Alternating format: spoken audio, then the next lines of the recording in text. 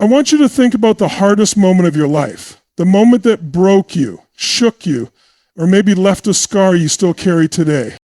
Maybe it was a loss, a betrayal, a failure, or maybe it was a quiet kind of pain, the one no one ever saw, but it changed you forever. Now I want you to imagine this.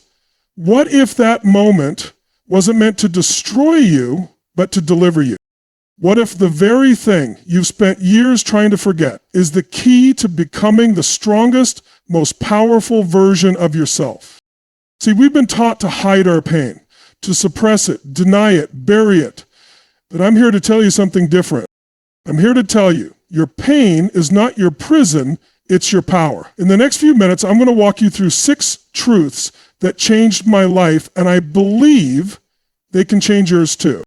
If you've ever felt broken, stuck, or like your past is holding you back, this is your moment. Stay with me, because the breakthrough you've been waiting for might just begin right here, right now. You know, most people spend their whole lives running from pain. We're taught early on, avoid discomfort. Don't cry. Don't talk about what hurts. Put on a smile, push through, distract yourself. But here's the truth. Pain is a messenger. It's not here to ruin your life. It's here to show you where the work is. It's not a curse, it's a call. And the moment you stop running and start listening, your life begins to shift. Think about this. If you touch a hot stove, pain tells you move your hand. It protects you, it alerts you. Emotional pain, it works the same way. It shows up to tell you something is off, that your boundaries are being crossed, your soul is being neglected, your values are being compromised, or that it's time to grow into something more. But what do most people do? They numb it with food, with distractions, with staying busy. Or worse, they pretend it's not there. But here's what I've learned. If you avoid pain, you avoid progress. You can't heal what you won't feel. You can't change what you won't confront. And you sure as hell can't grow while you're still hiding from the very thing that's trying to make you stronger. Pain isn't your enemy. It's your inner GPS screaming, this way, over here, something needs to shift. The problem is we confuse pain with punishment. We think if I'm hurting, I must have failed. But that's not true. Pain doesn't mean you're broken. It means you're human. And it means life is trying to stretch you into a bigger version of yourself. Let me tell you something. Some of the most powerful people you've ever seen, the people who light up rooms, lead movements, change lives, they didn't get that strength from comfort. They got it from facing the fire. They turned inward when most people run. They listened to the message their pain was trying to deliver, and because of that, they grew. They got stronger. They evolved. So when pain shows up in your life, don't immediately reach for the escape hatch. Don't numb it, distract it, or bury it under more noise. Get still. Lean in. Ask it, what are you here to teach me? I promise you, there's a gift inside it. But you've got to be willing to dig. And yes, it'll be uncomfortable. It'll stretch you. But that's where the gold is. On the other side of that discomfort is the clarity, the breakthrough, the strength you've been praying for. Pain isn't your punishment. It's your power waiting to be claimed. Do you ever wonder why life gets harder right when you're trying to rise? Why it feels like the moment you decide to grow, everything starts pushing against you? That's not an accident. That's life testing you. Because struggle isn't here to stop you, it's here to shape you. Just like your body needs resistance to build muscle, your mind, your heart, your character, they all need resistance to grow stronger. You don't develop emotional strength when everything's easy. You develop it when you're in the storm, when nothing makes sense, when people let you down, when you're waking up with knots in your stomach and you keep going anyway. That's where resilience is born. That's where the emotional muscle gets built. And just like going to the gym, you don't see results after one workout. You see results when you keep showing up, even when you're sore, even when you're tired, even when you don't feel like it. See, people want strength without the struggle. They want courage without fear, but it doesn't work that way. The struggle is the process. The adversity is the training. Life isn't punishing you, it's preparing you. Because the version of you that's going to handle the next level of life, that version doesn't get built in comfort. It gets built in those nights you cried and still showed up the next day. It gets built in those moments when you didn't quit, even though everything in you said to give up. Now you've got to understand something. Resilience isn't about being hard all the time. It's about being real. It's about saying, yeah, this hurts. Yeah, I'm struggling, but I'm still in the game. And every time you do that, every time you push through when it's hard, when it's inconvenient, when it's messy, that's when your inner power gets activated. Some of you are asking for strength, and life is answering you with resistance. And that's not cruelty, that's compassion. That's life saying, you're ready.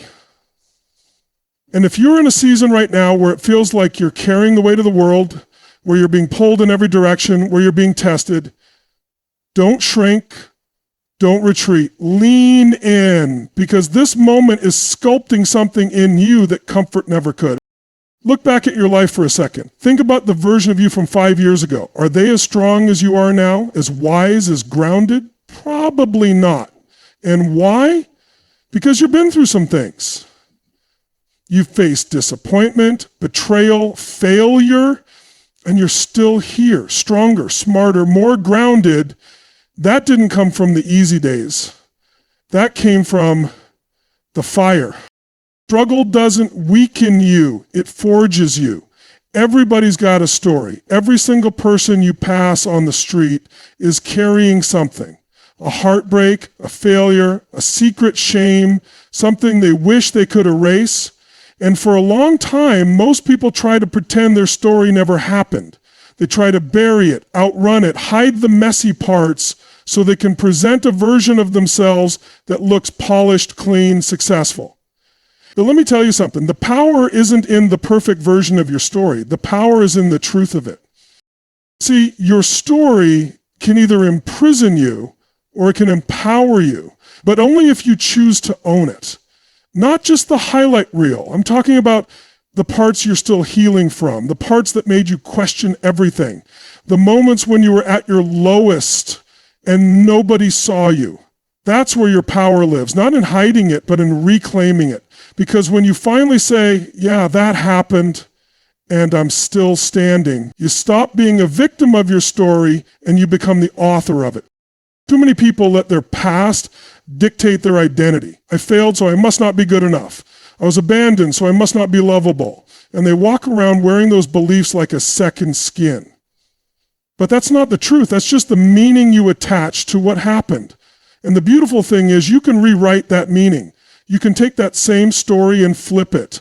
Instead of I was abandoned, it becomes I learned how to love myself. Instead of I failed, it becomes I discovered what I needed to grow. Same event, new meaning, new power. You've got to understand, when you own your story, when you embrace it without shame, you become unstoppable because nothing from your past can be used against you once you've claimed it. The world can't shame you with what you've already forgiven yourself for. That's freedom. And not only that, it gives others permission to do the same. Your courage becomes contagious. Your healing becomes a roadmap for someone else's breakthrough. That's how purpose is born, from pain that's been processed, from stories that have been shared. But you can't lead others out of the dark if you're still hiding in your own. You've got to go first. You've got to say, this is what I've been through. This is who I've become because of it, and I'm not hiding it anymore. That's where the impact starts. Do you want to make a difference in this world? Don't just share your victories, share your battles. Share your scars, not your wounds. Not because you need validation, but because someone out there needs to know they're not alone. That someone else walked through the fire and made it out stronger. That someone else turned their pain into power, and so can they. Your story, when owned fully, becomes someone else's survival guide. There's a moment in every journey where it feels like everything is falling apart. The job collapses, the relationship ends, the dream you held on to slips right through your fingers. And in that moment, it's so easy to believe the lie that this is the end, that somehow you messed up too badly, that life's punishing you. I want you to hear me on this. Sometimes the breakdown is not a sign that your life is falling apart. It's the beginning of something bigger coming together. See, most people want the breakthrough without the breakdown. They want the transformation, but they don't want the tearing down. But real growth doesn't happen in the comfort zone. It happens when life pulls the rug out from under you, when you're forced to face who you really are, without the titles, without the validation, without the things you thought defined you. And yeah, it's raw, it's painful, it'll break your heart wide open. But that's the doorway. That's where the real shift happens. You've got to understand, before you rebuild, something has to be dismantled.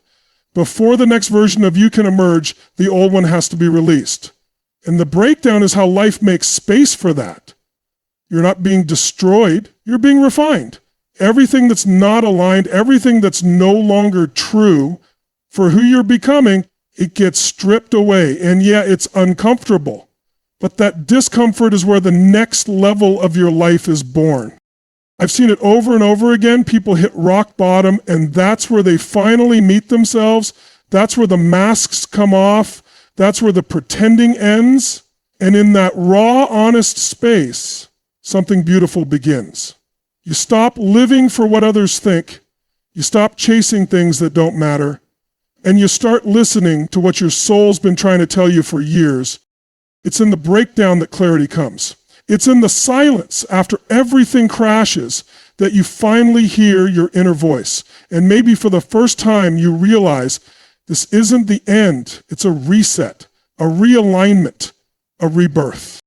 So if you're in a season right now where it feels like things are unraveling, like the ground beneath you is shaking, don't panic. Don't rush to glue it all back together. Sometimes it needs to fall apart. Let it. Trust that what's breaking down is not the real you. It's just the shell that can't go where you're going next. When it all falls apart, that's often when you're closest to your truth.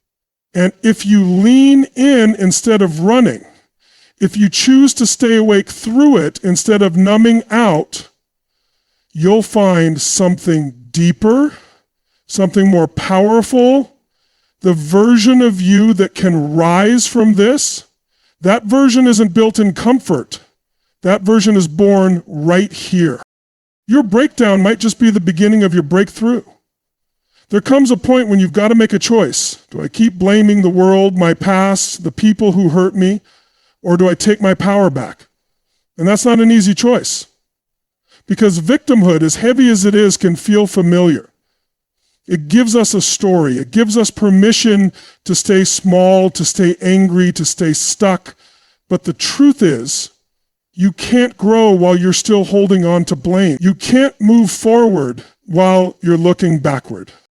I'm not saying your pain isn't valid. I'm not saying the betrayal, the trauma, the abandonment didn't happen. It did, and it hurt like hell. But staying in the pain and letting it define you, that's a decision. That's a pattern. And patterns, no matter how deeply rooted, can be broken. When you stop asking, why did this happen to me, and start asking, what can I do with this now, everything changes. That's when you shift from victim to warrior. Warrior doesn't mean you're cold. It doesn't mean you don't feel the pain. It means you've chosen to use it. You've chosen to turn your wounds into wisdom. To take all the energy you were spending on resentment, on guilt, on replaying the past, and redirect it toward building something better. That's where the real power is, because when you stop blaming, you start creating. See, most people think letting go means they're letting someone else off the hook. But letting go is never about them. It's about freeing yourself. You're the one carrying the weight. You're the one reliving the moment. And the truth is, nobody's coming to make it right. Nobody's showing up to apologize the way you want them to. And waiting on that, That's just handing over your power. Forgiveness, acceptance, release, those aren't weaknesses. Those are warrior moves. That's you saying, I've carried this long enough. I'm not dragging this pain into my future. Because when you live in the mindset of a victim, life happens to you. But when you live like a warrior, life happens through you. You take the same pain, the same struggle, and you use it to build something powerful, something that serves not just you, but everyone around you. You don't need the world to change for you to rise. You don't need closure to move forward. All you need is the courage to let go of the identity that was born in survival and step into the identity that's ready to thrive. That identity doesn't ask for pity. It doesn't wait for rescue. It shows up. It takes responsibility. It leads. Victimhood is comfortable, but it's not your destiny. And once you decide to stop giving your power away, once you choose to show up for your life, no matter what's been done to you, that's when everything shifts. You don't become a warrior by avoiding pain. You become one by rising through it. There's a moment after the pain, after the fight, after the climb, when you start to realize that everything you went through wasn't just for you. That all the nights you cried, all the setbacks that nearly broke you, all the moments when you wanted to give up, they were shaping something deeper than just personal strength. They were preparing you to become something bigger. Because the highest use of your pain is not survival, it's contribution. You didn't go through what you went through just to make it out alive. You went through it so you could come back stronger and reach back for someone else. That's the transformation. That's when pain becomes purpose. It's when your scars become someone else's hope. When your story becomes a light in someone else's darkness. But let's be real, it's not easy. When you're still in it, when the pain is fresh, it feels impossible to imagine that anything good could ever come from it. And that's okay. You're not supposed to make sense of it in the middle. But once you've done the work, once you've faced the fire and come out the other side, something powerful happens. You stop asking, why me? And start asking, who else can I help with this? That's when the pain gets redeemed. That's when the struggle becomes sacred. Because when you take the hardest chapters of your life and you turn them into fuel, not just for your own growth, but for someone else's healing, you become unstoppable. You become a force. Not just a survivor, not just a warrior, but a guide. And this world needs more guides. We don't need more people pretending everything's fine. We need more people who are real, who have walked through the fire and are willing to say, I know what that feels like. I've been there, and here's how I found my way out. That kind of vulnerability, it doesn't make you weak, it makes you magnetic. Because people don't connect with your perfection. They connect with your truth. When you give your pain a purpose, you stop being defined by what hurts you. You start being defined by what you've done with it. You don't just heal, you multiply healing. You don't just rise, you lift others with you. That's the ripple effect. That's legacy. And it doesn't require a platform or a stage. Sometimes it just means sitting with someone and saying you're not alone. Sometimes it means being the person you needed when you were struggling. That's the power of transformed pain. Not just surviving, not just thriving, but reaching a place where you can say, this made me, and now I'm going to use it to make something beautiful for someone else. Your greatest contribution may come from your deepest wound.